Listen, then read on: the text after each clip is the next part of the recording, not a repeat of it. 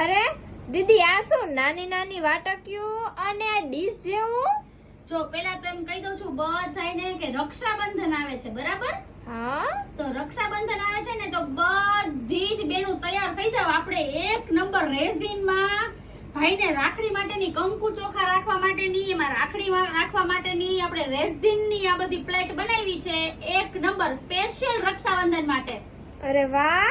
હવે હું તને એની ડિઝાઇન બતાવું, તું આમ જોઈશ ને તો ખુશ થઈ જઈશ. જો આ આખું રેઝિનમાં આપણે કરેલું છે.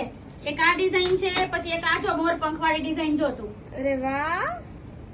આ સ્પેશિયલ રક્ષાબંધન માટે આપણે બનાવ્યું છે. જો અરે આમાં તો શ્લોકાય છે. શ્લોક છે, ચોખા છે, આ બધું કંકુ છે. જો અરે વાહ! પછી એક આ ડિઝાઇન છે. જો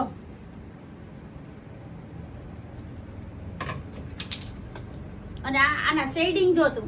કેટલા સરસ લાગે છે ને એમાંય ઉપર ગણપતિ. તો પછી કાઈ ન ઘટે. કંકુ અને ચોખા રાખવા માટેની ડબ્બી આપણે આપેલી છે. જો આમાં એક થી એક વધે ને એવી રેઝિનની બધી પ્લેટ બનાવી છે આપણે. અને આ જો પિંક માં. અરે વાહ!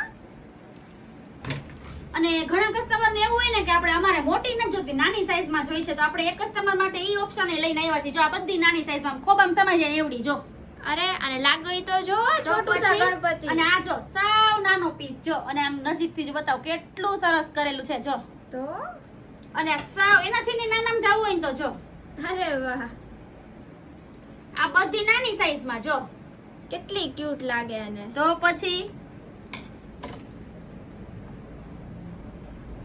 હાલો તો બધા કસ્ટમર્સ એની રાહ જોવો છો. બધા પહોંચી જાવ અક્ષરાટમાં. રક્ષાબંધન માટેની સ્પેશિયલ રેઝિનમાં બનાવેલી પ્લેટ અક્ષરાટમાં બની ગઈ છે. બધા વહેલી તકે પહોંચી જાજો.